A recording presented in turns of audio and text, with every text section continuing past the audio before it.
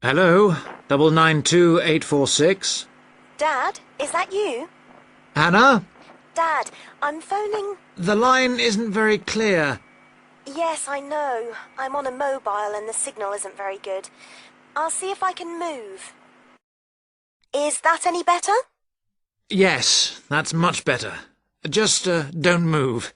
I'll try not to. Have you found a place to live yet? Yes, I think I have at last. Wonderful. I'm relieved because I'm fed up looking. I didn't think it was going to take me 3 weeks. It hasn't been easy for you. I suppose it's the beginning of the academic year, and you have all the new students looking for places as well. Yes, that's one reason. But this place is also full of new technology companies, and there are lots of young people looking for somewhere to live. And you know what that means. Higher rents as well. Yes, much higher. Well, tell me, how much is it? It isn't cheap for this area. It's £400 a month. That's much more than you had expected. Yes, it is. But I can't face looking anymore. I want a place where I can put my things instead of living out of a suitcase. I don't want to stay in this hotel any longer. I guess not. So, what's the new place like? Oh, it's really, really nice. Oh, good. It's in a very quiet street. It's a second-floor flat with 1 double bedroom, a large living room, kitchen and toilet and bathroom. Sounds very nice. Oh, it is. And guess what? Yes? It's got a small roof terrace looking onto the garden at the back. Great. And it's big enough to have my plants and a small table and chairs. Brilliant. Now, what's the address? It's 22B White Hart Road. 22E. No, 22B. B for banana. Right. And it's White Hart Road? Yes? And the postcode? Oh, I don't think I've got it. OK. No, here it is. It's EX15 9RJ. This line is bad. Is that EX50? No, it's EX15. OK. I don't think I know the road. It's a side road, but you do know the area because it's off Garrett Lane. Oh, right. Which end? The other end from the stadium? So, it won't be too noisy then? You can still hear it from here when there's a match on. When are we going to see you? Well, I was going to come down on Friday evening after work, and then we could bring my things by van on Saturday afternoon. I want to move all of my stuff out, to give you and Mum more space. We'll need to hire a van then. It's okay. I'll pay for it. No, don't worry. It'll be a gift from your mum and me. Oh, Dad, it's okay. No, I won't hear of it. We'll pay. All right. Thanks, Dad. And if you're taking everything, we might need to hire a container lorry. Oh, Dad! I'm only joking. I know. I'll hire the van for the Saturday then. I can pick it up first thing in the morning. Right. And then return it in the evening. Are you sure you don't want to stay overnight? No, I'd best get back the same day. You know what your mum's like. She'll only worry. If I remember rightly, it's about 3 hours by road? Yes, roughly. Well, if we leave by lunchtime, we'll be there mid-afternoon. OK. Then a couple of hours to unpack. Then? We could go to a nice restaurant round the corner. Definitely. My treat. You're on. But I'll have to be away by about 7:30ish. OK. Right then. Mum wants to have a word. I'll see you Friday. Bye, Dad. I'll hand you over to her. Bye. And now for our main headlines on Southern local news for today. First of all, the report relating to the proposed motorway and other developments around the village of Tartlesbury was published this morning. And, as has been expected, it has created quite a lot of interest. The new motorway will pass along the north side of the village, crossing the River Teme less than half a kilometre from the well-known beauty spot, Streve Ford, to the northeast of the village. The motorway will cut the village off from the ford, where many children play. But that is not the end of it. There are also plans to build 1,000 houses on farmland west of the village. And on top of that, there are proposals to build an industrial estate for new technology companies on the site of the old steelworks on the edge of the village. A news centre with a swimming pool and a very wide range of sports facilities and a large supermarket with other shops are also planned next to the housing estate. Mr. Jones, a local farmer we spoke to early today, is strongly against the plans. But the local council is pushing for them to be adopted in full. They say that new housing is needed in the area and that it is an opportunity to take advantage of government grants for setting up new technology developments. The Mayor, Mr. Funn, says, "We must make every effort to do our part for the economy of the country and for the local people. This is a golden opportunity to put Tartlesbury on the map." Reactions to Mr. Funn's comments have been quick to come. Surprisingly, when we contacted the spokesman of the local conservation group, he was very much for the planned developments. But not all the local groups support the scheme. And, unlike the Mayor, the local MP, Mrs. Wright, is very much against the planned developments. Mr. Khan, a local shopkeeper, had this to say: "People are absolutely horrified at what is being proposed here. This is just a chance for some people to make money quickly. But I can assure you that if they think that local people are going to be a walkover, they have another think coming. Of course, we welcome the jobs that the new technology park will bring, but we feel that the large increase in housing and the proposed motorway will destroy the character of the area." I think this is a debate that is going to run on for quite some time, and we here on Local News will keep you informed. And now for something quite different. This year's exam results have just come out, and there are a lot of happy faces out there. It would seem that the number of young people going on to university from the local college in Upton, which is not far from Tartlesbury, has increased by 25% this year. All those who have applied to go to university or into teacher training colleges have found places. This is the first time that there has been a 100% success rate at the college.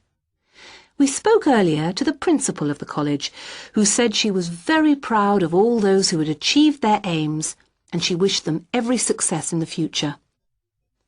There will be another news bulletin at 11 p.m. And for now, it's back to more music from around the world. So, Pamela, here's your essay. And, Carl, you've already got yours back. Anything you want to ask, or any comments? Can you just go over again for us how the marks for our essays go towards our final grade? Well, over the year, you're meant to write 5 main essays for this course. Yes. And each essay's marked out of 20, which gives you a total of 100 marks. Yes. This coursework makes up 50% of your marks for the year, with the other 50% coming from the written exam. Right. So the 5 essays contribute to 50% of our final grade for the year. Yes. You gave me 18 out of 20 for this essay, which gives me a total of 9% towards my final grade for the year. And I wanted to... And with 14 for this one, I've got 7%. Yes, Pamela. Does that clarify it? Yes. Yes. We did have it explained to us at the beginning of the course. When? In the first tutorial. OK, I think we'd better move on now. About your last essay, have either of you any questions or comments? You gave me 18 for this paper. What was the big difference between this piece and the previous one? I actually thought the first one was better. Well, there was quite a marked difference. Really? Yes. It looked as if you had actually done quite a bit of research. You had quite a lot of relevant examples, especially on the historical side. You even found some information that I was not even aware of. Your sources were also very sound. And on top of that, your answer was very well organised indeed, and the writing style was very elegant. Oh, thank you very much. I must say that it was the best piece of writing for a paper that we've seen for quite some time. I have to say, though, it took me a very long time to put it together. How long? At least 2 weeks. But it was well worth it. Can I just ask you if it's possible to rewrite the first essay of the term? It's really brought my average down. I'm sorry, but it's impossible. Is there no way to do it? I'm afraid not. OK. Right. I'll just have to try to do better than average on the others. And Pamela? Well, to be honest, on the whole, I'm happy with my marks. Again, your research was very good. And you gave quite a long list of source material, which was very good. I spent quite a lot of time on this essay, more than the others. Well, again, it shows. What about the organisation? I was a bit worried about that. Your organisation, I have to say, was excellent. Oh, But as regards your style, yes. it is slightly too informal here and there. I think you need to tighten this up a little. OK. I only wish I'd put a bit more effort into the first one as well now. But I would like to know how I can get my marks up even higher. What do I have to do, specifically? Well, your work could do with being more thoroughly checked. You have quite a few spelling mistakes. Yes, I know. If it's anything, I think it's the computer. Well, I'm not very good at typing. 2 fingers, really. And when I finish something like this, I find it difficult, even depressing, to go over it carefully again. But it's affecting your marks. Your previous essay was much better than this one. Look, sometimes it's difficult to follow what's being said because of the frequency of mistakes. A couple of years ago, the university authorities would have been more lenient, but now they're very hot on presentation and have been coming down heavily on things like grammar and spelling. In fact, I am obliged to deduct marks from every piece of work which is not handed in fairly free of mistakes. Good afternoon. My name is Dr. Charles Butt, and I shall be giving you a series of lectures on productivity and work practices over the coming weeks. There will be 10 lectures in the mornings as part of this course, and in addition there will be 3 lectures in the evenings from 6 to 8, which will be given by outside speakers. I would like first to look at a recent report on life at work. The report shows that the average British worker takes less than half an hour for lunch, 27 minutes to be precise, and that sick leave is on the increase.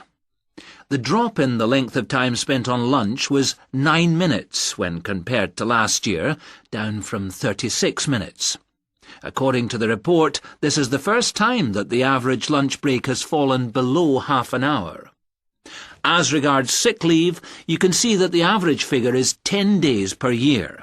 That's up by 1 day in 2002 compared to 2001.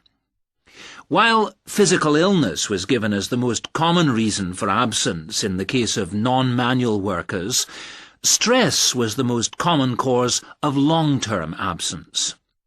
It's worth noting here that 9 out of 10 workers claim that stress is a problem in their organisation, and that 8 out of 10 bosses are feeling more stressed than ever before. I would just like to say here that we will be looking at the stress in work and study at a later date, and we'll be looking particularly at ways of dealing with it in studying, particularly for exams. You can see from the calendar that Professor Appleyard will be giving a lecture on this topic the week after next. The report also says that just below 50% of workers claim that they were taking less time off for holidays than they were entitled to. I'm not sure that this will be believed by the employers. Previous surveys have suggested that about 1/3 of days that have been taken by workers as days off sick were regarded by bosses as not being the result of genuine illness. Some more hard data is required to corroborate both these claims. All this suggests that employers are driving their workers too hard. The effects of overworking mean that workers are now being stretched beyond their limits, both physically and mentally. This is borne out by the increase in sick leave. However, looked at from the employer's point of view, the picture may not be the same. Employers say that workers protest too much, but bearing in mind the data about the number of bosses feeling much more stress than before, we need to think about this carefully. It's interesting to note that productivity has gone up in many areas of industry. In 2001, the local car plant had one of the sharpest increases in average productivity, with the number of vehicles per employee rising by over 30% a year. A new assembly line came into operation at the beginning of 2002, affecting productivity, which increased to the 100 vehicles per worker mark by the end of the year. This is a stunning achievement for an industry which was not long ago considered to be collapsing. It would be interesting to do a survey of the work life at the plant. Those of you who have opted to do the project and reduce the number of essays you have to do may want to look into this. Please see me at the end of the lecture. Right, now, let us move on to something else which I think